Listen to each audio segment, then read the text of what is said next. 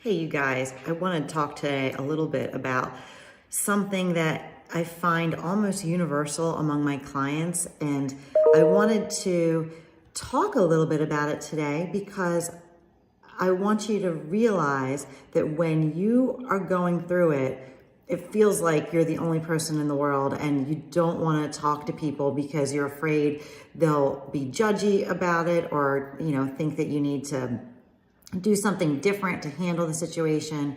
But believe me, what you're feeling is really universal. I've been doing this for so long and helped so many couples that I can literally almost tell you the story of how it's going to go. It's almost like I feel like a fortune teller. Okay, so what I'm going to talk to you a little bit about right now is what I call the reluctant spouse.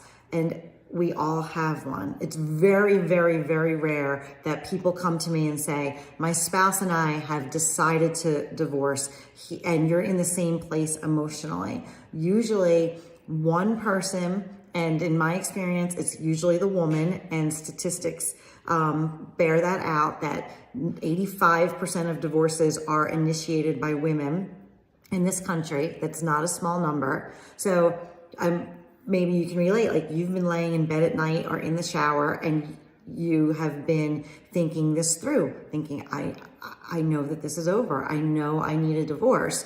And if you try to express to your spouse your feelings, they blow you off. Or you have a conversation about it where you think you're making progress, and then the next day you feel like you're in the twilight zone because they completely ignore you and act like, they just go back to doing the normal life in your household.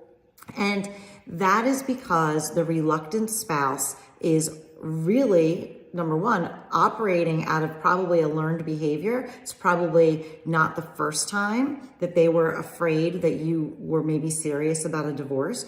And they have learned from past experience that if they go back to acting normal or maybe do some of the things you've been asking, for the next week or so, that you will also settle down and go back to normal.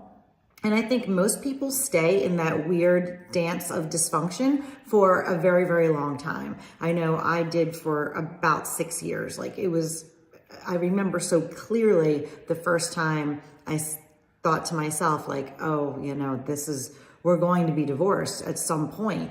And it was actually 6 years later that I finally moved forward. But this pattern is so predictable. So I want to talk to you for just a couple minutes about it so you recognize it. And maybe it's going to sound familiar to a lot of you, right? So maybe there's a blow up fight, or maybe it was a very rational conversation where you said, I really think it's time that we end this. We're clearly not happy. A lot of people come to me and say, we haven't had sex in 10 years. We've been in separate bedrooms for 5 years. We literally are just roommate co-parents, right? So you have a conversation and you say, you know what, this isn't good for either one of us. And you think you've made progress, or you have a big fight and you say, things are changing. Everybody goes off to bed. The next day, he acts as if nothing happened. There was no conversation. Okay. So that's the first thing that happens in this pattern, right? Then you let some more time slip by and you bring it up again. And now you're adamant enough that they're like, oh shit. Like, I think she's serious. I think she might actually call a lawyer, right? So then they totally freak out. And this month alone, I've had 2 women come to me and say that this is what happened to them. Both cases, I felt really sort of angry for the women because it's such manipulation, and I get really indignant, and I think my clients do too. They freak out, and now all of a sudden they're begging you to go to marriage counseling, and they're swearing that they're going to do all the things that you've been asking them to do for 10 years. And okay, what my clients feel like then is seriously manipulated, because you're like, shit, I've been asking him for 10 years to go to counseling. He never would. But now, because I'm a good person, I feel like I'm obligated to go to make sure that my kids, I can truly say to everyone, like, I did absolutely everything I could. For 10 years, he wasn't willing to do that. But now that I'm serious, now he's going to do it. What I have found is that never works. It does help in terms of the guilt piece of it. Like, if anything, do it, because it allows you to move forward with such a clear conscience that you literally did do everything. And even at that last minute when you knew that you were done, you still gave it that one more shot. So so first they ignore you, then they beg and do everything they can to try and, again, delay what is really inevitable at that point. Because what I have found is that by the time you get to that second conversation with your reluctant spouse, it's very, like, I've literally never seen anybody come back, because it's like a switch flips in us, and they could be Brad Pitt or Tom Cruise or whoever does it for you, and you still wouldn't want to go back. Something happens that you just know you could stay there forever, but you're never going to love them again in that way, right? So a lot of my clients, they'll do the marriage counseling thing. Then finally, the third go around at the end of the counseling, then they come to me and say, okay, now I really don't care anymore. I am going to hire you, and we've got to make some changes. Okay. At that point, I always tell them, like, you have to be ready to weather whatever emotional storm they throw at you, because they are going to, like, pull this. I mean, maybe not 100% of them, but I see this a lot, where all of a sudden then they're indignant. Now they're angry that you strung them along, because if you knew that this was really the decision, why did you go to marriage counseling? Which also makes me absolutely beyond furious, because it's such BS manipulation.